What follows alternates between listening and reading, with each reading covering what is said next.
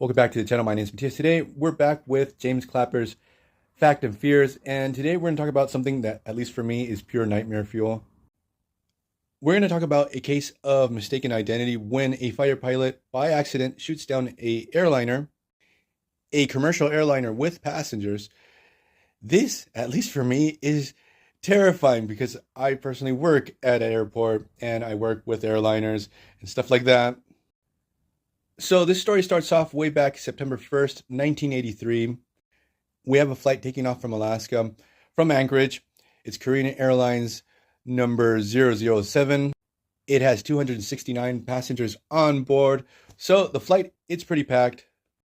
At this moment, I cannot remember the flight capacity for a 747, but again, it's a lot of people. We even have a U.S. congressman on board on this flight. His name is Larry McDonald. So this flight was en route to Seoul, and the pilots had programmed incorrectly the autopilot, so the flight sort of strayed off its path. So this flight strays into prohibitive Soviet airspace near Kamchatka.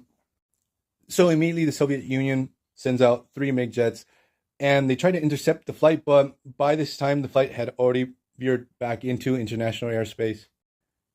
So the Soviets scramble 3 MiG jets to intercept this flight. So what happens is, here it's not really clear, but it seems that the flight is already almost back into international airspace. They have not been intercepted by the Soviet pilots. They asked Japanese officials, because they're entering Japanese airspace, if they can go at a higher altitude to save fuel. So what happens is, the Soviets view this change of height in the flight as a evasive maneuver.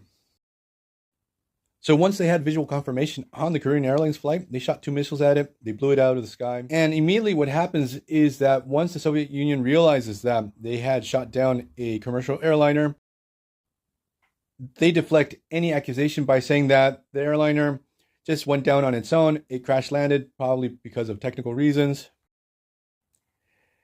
They also started to fabricate evidence to prove their point. So the really interesting thing is that the author of this book, James Clapper, was part of the team that investigated this whole situation, who dived in and went through all the intelligence to see what had really gone down. Because one of the big issues that had to be proved is that if the airliner was in Soviet airspace or in international airspace. And analyzing all the Soviet chatter and communications amongst the Soviet authorities and the pilots, it's established that the flight was already in international airspace, that once the MiG pilot had visual confirmation on the flight, he went into hot pursuit, he activated his afterburners, but he had done that before the flight had entered international airspace. But by the time he intercepted the flight, it had already crossed over. And when he gets the order to shoot the flight down, again, the flight was not in Soviet airspace. And it's extremely important that the pilot never confirms that he's not shooting at a military aircraft.